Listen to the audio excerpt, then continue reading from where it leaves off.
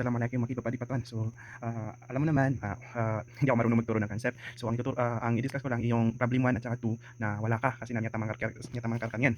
So, dito, ang question lang dito is ito yung may basic. Yung hinahanap lang dito ay yung elastic section modulus Sx and the yield moment My, and then yung Zx, plastic section modulus Gx, and then the plastic moment Mp. And lastly, the shape factor of the section. So, meron tayong given na if U for 50 MPe and if Y is 345 MPe.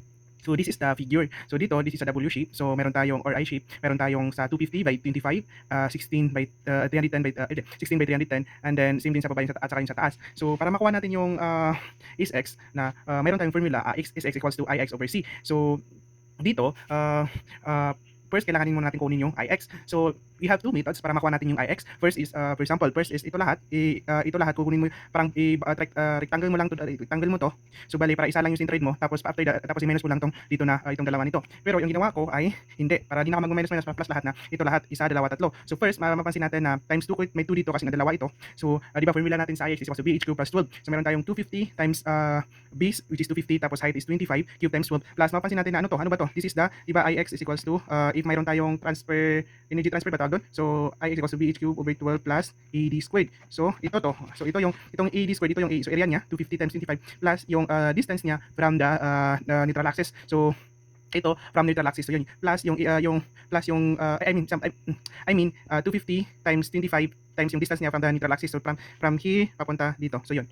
Then next, i-plus natin ito dito sa gitna, yung sa wave, which is 16 times 10 cube over 12. So, makuha natin is, is 391.08 times 10 to the 6 mm to the 4. Then, so para makuha natin yung Cx na, divide lang natin yung X sa C. Ano ba tong C na to? Di ba, if ma-remember mo pa yung sa 155 na, di ba, if yung meron tayong tinatawag na C top at C bottom, sample, meron tayong lagi na I shape.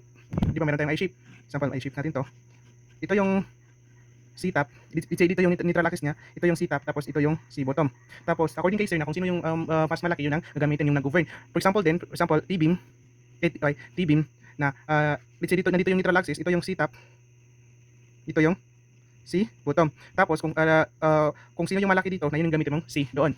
Okay, so mapapansin na, so nakuha na natin yung Cx, tapos madali lang makuha din natin yung My by given formula, Fy times Cx. So meron tayong given na Fy at 345, tapos multiply mo lang doon sa nakuha natin na Cx, so makuha natin na 349.57, so na-convert na to sa kilonewton per meter.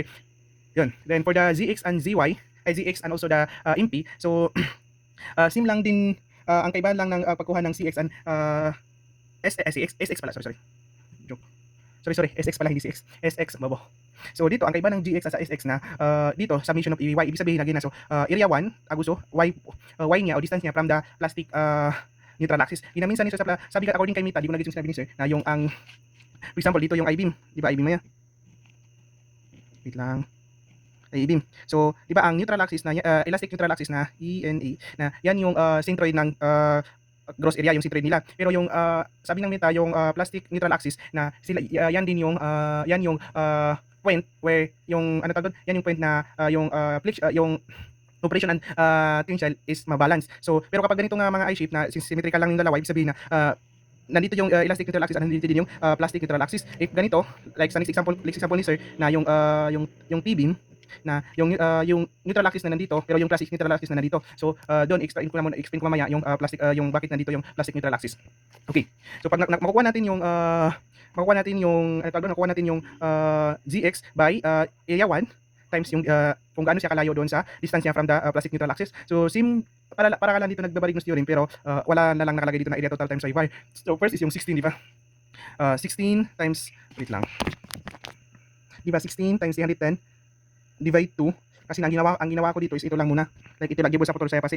So ay parang area 1 area 2, so parang ganun, so kaya medyo pero kita yung pa rin kasi naparami reaction nagbuba yan. So tinatapos ano yung 310 over 4, so di ba 310 over 4 kasi na yung di ba 310 over 2 sa putol saya, tapos yung centroid niya man napapunta dito na 310 over 4. Okay, so times 2 kasi na para yung isa din dito sa kabila. Then same case din na mangyari dito sa kabila, 250 times 25 which is yung area dito 250 times 25 which is tapos yung 310 ito divide 2 nga kasi na ito lang yung kailangan natin plus yung half dito 12.5 tapos times 2 kasi yung sila dito sa isa kabila para ma-count mo din. So makukuha natin na Zx is 2478.15 times into the cube. Tapos makukuha din natin yung Mp, mapapansin mo na formula din yung Mp at saka My napalitan lang ng Zx dito na Sx. So dito makukuha natin na pag yung i-find natin na 345 makukuha natin na 854.962 times 10 to the 6 Newton millimeter para convert natin sa kilonewton meter na ito matitira makancel yung 10 to the 6 para makuha na naman natin yung shape factor na dito lang divide mo lang yung Mp over My or Zx or over Sy, so makuha natin na 1.14 unitless daw to. So yun lang.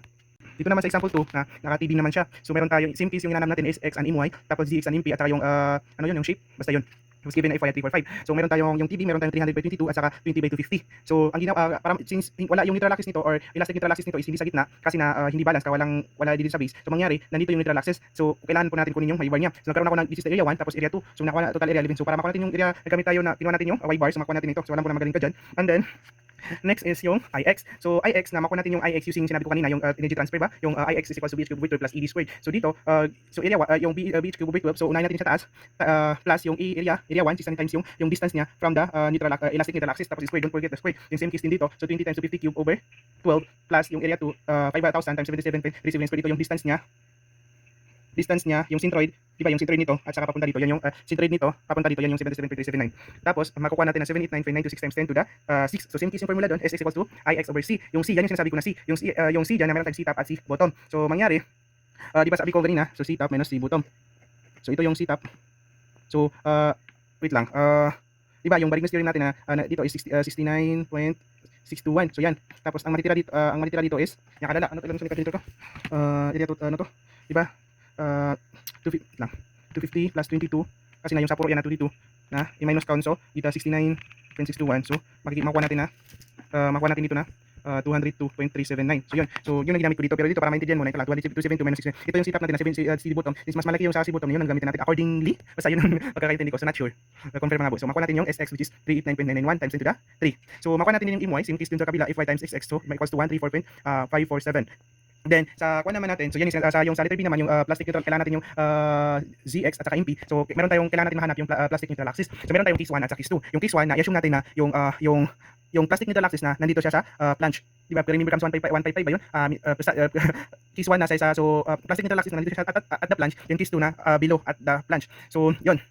So yun nga. So let's try first the case 1. So malalaman mo na case 1 or case 2 kanyan if yung makuha mo na D na greater than di ba 22. Let's say makuha mo na D is 24, so ibig sabihin na below kanyan, so case 2 kanyan. If like 22 tapos makuha mo na 10 lang, so ibig sabihin na at the top yung plastic neutral axis. So yun. So makikita natin na alam natin na area total is 11,600. So area of the top na assume natin na yung area of the top at saka area of the bottom is equal. So mangyari, area of the top na equal lang sa kanya sa 11 area total divide 2. So i-divide 2 lang natin, makuha natin na 5,800. So para makuha natin yung D na 5,800, di ba? 5,800 area top, di ba, area top equals lang natin, so iba area nito na 300 times D. So para makuha natin yung D, so area of the top equals to 300 D. So meron tayong area top is 5,800 tapos 300 D. So step sa mga makuha natin na 19.33. So ibig sabihin na since 22 to, so hindi siya lumagpas sa 22, ibig sabihin na this one's kanyan. So at the planche yung plastic neutral axis.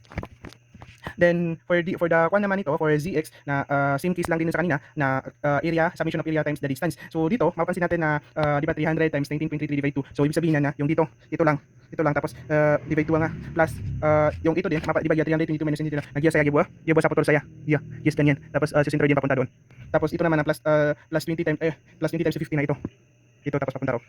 Yun. So makuha natin na ZX is 695.467 times 10 to the cube mm to the 4. Tapos tama ba? mm to the 4, mm cube pala. Tapos makuha natin yung MP, if I lang, tas GX, no? 239.936 kN per meter. Tapos ito din, makuha natin yung shape, elastic shape ba yun? MP over my lang to 1.783. So, yun lang. Naintindihan?